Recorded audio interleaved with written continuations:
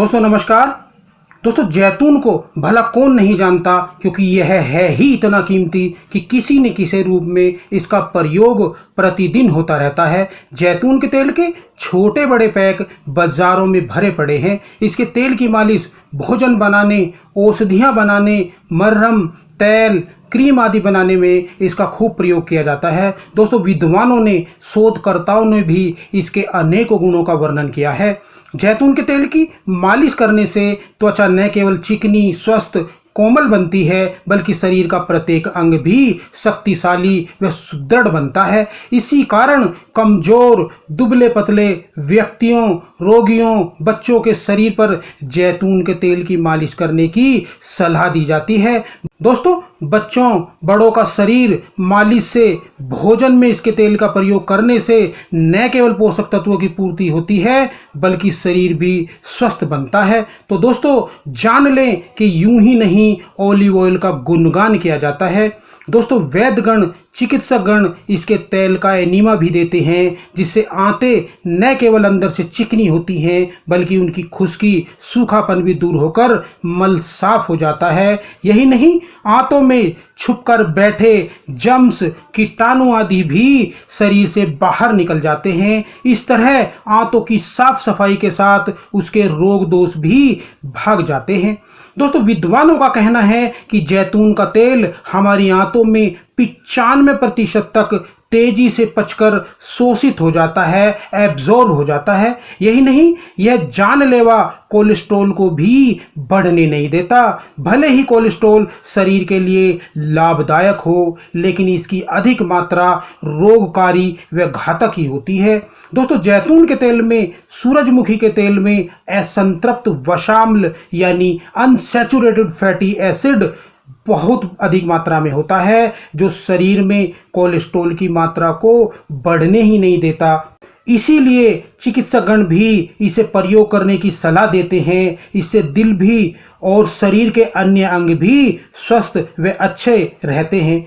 चलो दोस्तों अब बात करते हैं जैतून के तेल के लाभों के बारे में, इससे होने वाले फायदों के बारे में। दोस्तों अगर शरीर का कोई अंग आग से जल गया है तो जैतून के तेल को 100 ग्राम की मात्रा में लेकर उसमें चूने का पानी 50 ग्राम मिलाकर उसको अच्छी तरह से मथकर उसको मर्रम की तरह बना ले।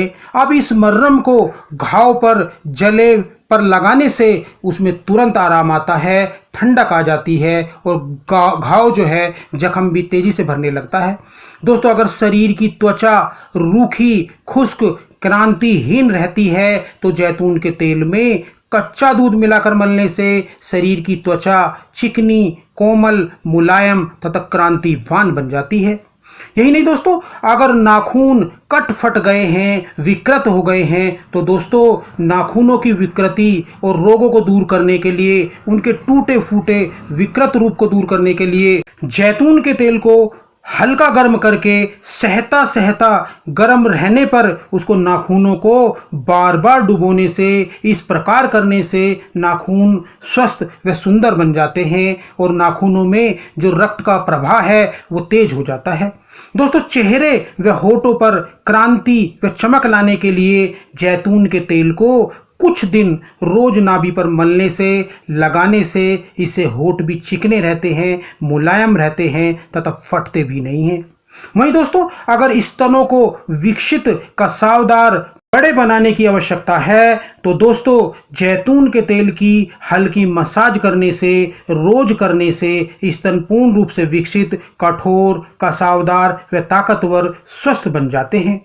वहीं दोस्तों कील मुहासे अगर चेहरे पर हो गए हैं तो दोस्तों चेहरे के कील मुहासों, झाइयों, कालापन, खुश्की आदि को दूर करने के लिए जैतून के तेल को थोड़ा गर्म करके उसमें आधा नींबू निचोड़कर उसको मथ लें। अब दोस्तों मथते मथते वह मर्रम की भांति सफ़ेद हो जाता है। अब इसे चेहरे पर लगाने से मुहासे गायब हो जाते हैं और चेहरा साफ, स्वच्छ व क्रांतिवान बन जाता है। दोस्तों अगर पैरों में बीमारियां हो गई हैं, बीमारियों से खून छनकता है, दर्द पीड़ा होती है, तो दोस्तों यह प्रयोग बहुत लाभ करता है और पैरों की बीमारियों और दरारों को ठीक कर देता है। दोस्तों जैतून के तेल में बड़ का दूध यानी वट वृक्ष का दूध मिलाकर लगाने से पैरों के जो तलवों की बीमारियां हैं उनको भर देती है और पैर सुंदर व कोमल बन जाते हैं।